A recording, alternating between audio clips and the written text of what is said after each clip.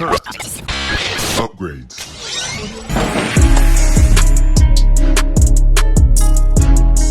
Welcome back, ladies and gentlemen, to another JVS movie review brought to you from the Toronto International Film Festival.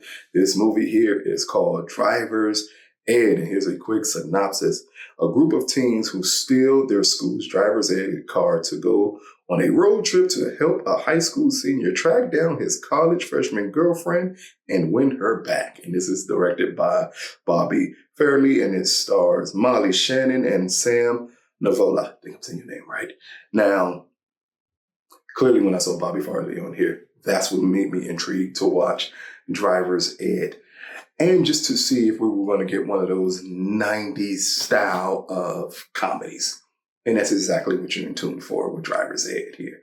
It's a very simple plot. As we get a teenage high school student whose girlfriend goes off to college, he is madly in love with this girl. Even though all the signs and all the people are telling him in his life that she is going to break up with him, because once you go off to college and someone's left in high school, there's no way that can continue. He doesn't believe them.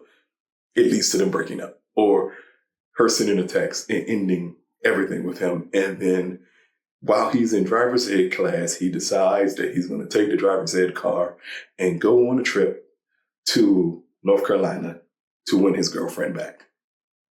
That's the whole plot of this film here. And then you get road trip shenanigans, and that's where this film falters. If you are accustomed to road trip movies, preferably a movie named Road Trip that I saw, or I think Bobby and his brother did Dumb and Dumber, it's in that same vein of those road trip type of films, that's what Driver's Ed feels like. Unfortunately, Driver's Ed feels so dated. It feels like if this movie was released 20 years ago, this was a hit. If it was released 15 years ago, this was a hit film. But now it just feels so silly and so out of place. Every adult here has to make a very dumb decision for this movie to even exist, past them stealing a driver's ed car. And none of the decisions make any plausible sense, including taking a driver's ed car and driving to see your girlfriend who you're fear of that she broke up with you. And you think that this is a smart move. So along with the adults not making any smart decisions, the kids don't really make any smart decisions. And at the whole time, you must forget that the kids have parents as they're going across this road trip, because no one asks questions about where their children are here. It's a movie that concept, again, 15, 20 years ago, you don't ask a lot of these questions with a lot of the movies that we saw. But now these questions will be prevalent.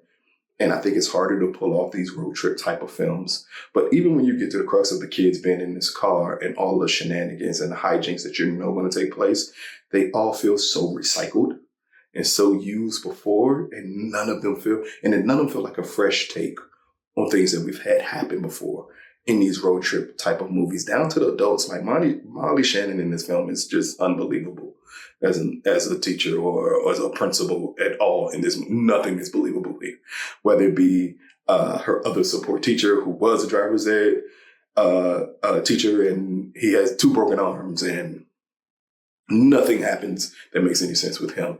The school security guard, who's a former cop who now is chasing kids across country. And then he has a cop partner who refuses to call in and help him chase kids cross country. That's what I mean by none of this makes sense. And in turn, the jokes feel stale. The performances feel like plug and play, like nothing here sticks out to make this more of an enjoyable film for Driver's Ed. And I think that's the true problem with it. It's a film that feels like it should have been made in the late 90s. And in 2025, it's too dated to pull in an audience.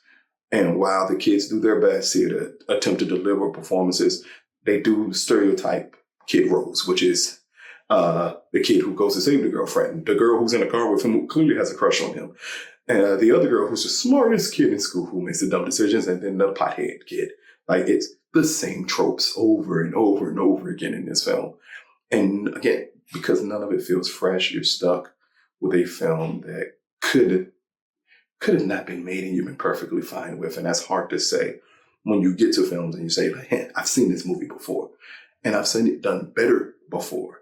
And if it's now going to be difficult to do a road trip film, I think it's in this type of vein of road trip films that are difficult to do. And it's difficult because it just feels so old. And I don't think there's anything here that's going to entice a younger audience to want to see it. Bobby Farrelly is still Bobby Farrelly, so you're going to get his hijinks that are accustomed, or you should be accustomed to seeing in majority of his films. It's just that those hijinks don't work in this format anymore for audiences to thoroughly enjoy a pick. Here, you just get something that it feels fly by night and it feels rushed and it feels a little lazy while you're watching it because no elements of it feel fresh. But Driver's Ed, again, brought to you from the Toronto International Film Festival. Out of a possible 10, I'm going to give Driver's Ed a 4 out of 10. Again, nothing fresh is in this movie here. If you've seen a road trip film from the 90s or anything from Bobby in the past, you've seen this movie already.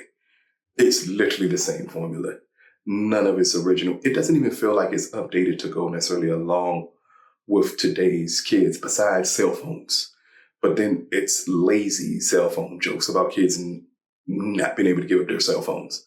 But literally it's a point in the film where the kids agree to give up their cell phones. Like, none of that makes any sense at all here. And it feels like it's just, again, throwing work at the wall to see what will stick. Kind of these jokes to see, hey, maybe this joke will land. Maybe this joke will land. Majority of them don't. Majority of them just feel too rushed and recycled to actually land for this film to work.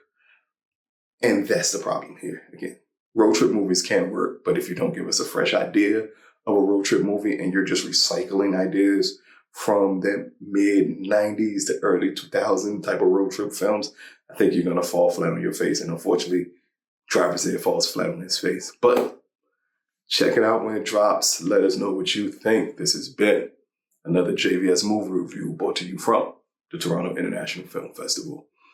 Peace, people.